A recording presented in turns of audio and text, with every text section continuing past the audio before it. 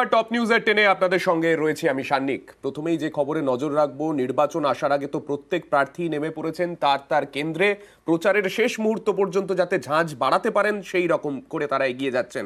তবে তার মধ্যেই বীরভূমের তৃণমূল প্রার্থী শতাব্দী রায়, তার সমর্থনে প্রচার চলছে। সেই প্রচারের ভাষা কি লেখা রয়েছে সেখানে, তার দেওয়াল লিখনে কি লেখা রয়েছে, তিহারে বসেই খেলা হবে। তিহারে বসে কে খেলবেন সেইটা হয়তো আলাদা করে বলে দেওয়ার অপেক্ষা রাখে না। বীরভূমের কোন নেতা তিহারে বসে রয়েছেন সেটা প্রত্যেকেই জানেন, আর সেই নামকে সামনে রেখেই কোথাও তার অনুপস্থিতিতে, তার নাম না করেই, অনুব্রতর নাম ছাড়াই দেওয়াল লিখন বীরভূমে। আমাদের সঙ্গে রয়েছেন আমাদের প্রতিনিধি সুপ্রতিমের কাছে যাব। সুপ্রতিম, অনুব্রত তিনি তো বীরভূমের রাজনীতিতে একটা অন্যতম গুরুত্বপূর্ণ চরিত্র। অবশ্যই এর আগের নির্বাচনগুলিতে সেইটা তিনি বুঝিয়ে দিয়েছিলেন, কিন্তু এবছর যখন তিনি তিহারে বসে রয়েছেন, তার নাম না করেই এরকমভাবে দেওয়াল লিখন চলছে, এবারও কতটা ফ্যাক্টর হতে পারেন অনুব্রত?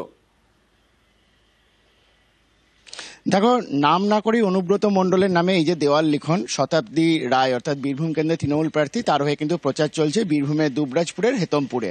এবং সেখানে কিন্তু পরিষ্কারভাবে লেখা রয়েছে, যেটা আমরা দেখতে পাচ্ছি, যে তিহারে বসেই খেলা হবে। অর্থাৎ এই খেলা হবে স্লোগান কিন্তু বীরভূমে প্রথম চালু করেছিলেন অনুব্রত মণ্ডল নির্বাচনের আগে। অর্থাৎ খেলা হবে স্লোগান যে আজও রয়েছে, অনুব্রত মণ্ডল না থাকতে পারে, কিন্তু খেলা হবে স্লোগানে যে ভোট হবে সেটা নিয়ে কিন্তু তৃণমূল প্রার্থীরা আগেই বলেছে। তার কারণ হচ্ছে, কয়েকদিন আগেই কোর কমিটি যখন বৈঠক হয় কলকাতায়, সেখানে কিন্তু অনুব্রত মণ্ডলকে সেখানে একটা জায়গা দেওয়া হয়। তারপর থেকে কিন্তু অনুব্রত মণ্ডলকে নিয়ে কিন্তু চর্চা শুরু হয়েছে বীরভূমে।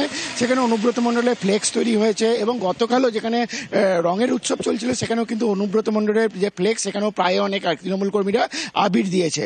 এবং শতাব্দী রায়ের যে প্রচার, সেখানে কিন্তু অনুব্রত মণ্ডলের নাম না করেও কিন্তু যে খেলা হবে স্লোগান, সেই নিয়ে কিন্তু প্রচার শুরু হয়েছে। যদিও এটা নিয়ে কিন্তু অন্যান্য রাজনৈতিক দল যেমন বিজেপি, তাদের বক্তব্য হচ্ছে যে তিহারে বসে খেলা হবে না, খেলা কিন্তু বিজেপি খেলবে এবার। অর্থাৎ এই যে অনুব্রত মণ্ডলের এই যে খেলা হবে স্লোগান, সেটা নিয়ে কিন্তু রাজনৈতিক জোর চর্চা শুরু হয়েছে, এবং সেই মতো কিন্তু প্রচারও শুরু হয়েছে, এবং প্রার্থীরা কিন্তু প্রচারেও নেমে পড়েছে।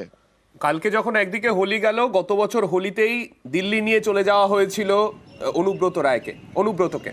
সেই সময় আমরা যে ছবি দেখতে পেয়েছিলাম, যে অনুব্রতকে নিয়ে যাওয়ার পরে তারপর থেকে সেই রাজনীতিতে, বীরভূমের রাজনীতিতে আলাদাভাবে যে প্রাসঙ্গিক এখনো পর্যন্ত অনুব্রত, সেই বিষয়টা কিন্তু এখনো পর্যন্ত মনে থাকছে এই সমস্ত দেওয়াল লিখন দেখেই।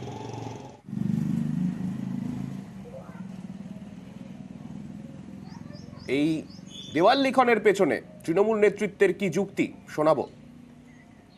অনুব্রত মণ্ডল নির্বাচনের প্রাক্কালে যেভাবে মানুষকে উদ্বুদ্ধ করতেন, তার কর্মীদেরকে উদ্বুদ্ধ করতেন, ঠিক সেইভাবেই তারা মনে মনে চাইছেন যে তৃণমূল নেতা অনুব্রত মণ্ডল যেখানেই থাকুক না কেন, তিনি সেইভাবেই যেন আমাদের উদ্বুদ্ধ করেন, এবং তারই অনুপ্রেরণায় আমরা সারা বীরভূম জুড়ে তৃণমূলের পতাকা নিয়ে এগিয়ে যাব এবং আমাদের দুটো প্রার্থীকেই জয়লাভ করাবো।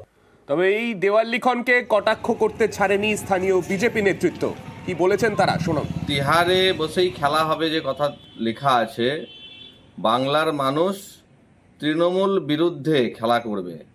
যদি তিহারে বসেই খেলা হবে বলেন, তাহলে অনুব্রত মণ্ডলের ছবি কোথায়? আজকে তাকে এত ভয় করছে কেন তার দলের নেতৃত্ব? কাজল শেখ তাকে আজকে সরিয়ে দিয়েছে। অনুব্রত মণ্ডলের গোষ্ঠীদের আজকে কাজে লাগানো হচ্ছে না।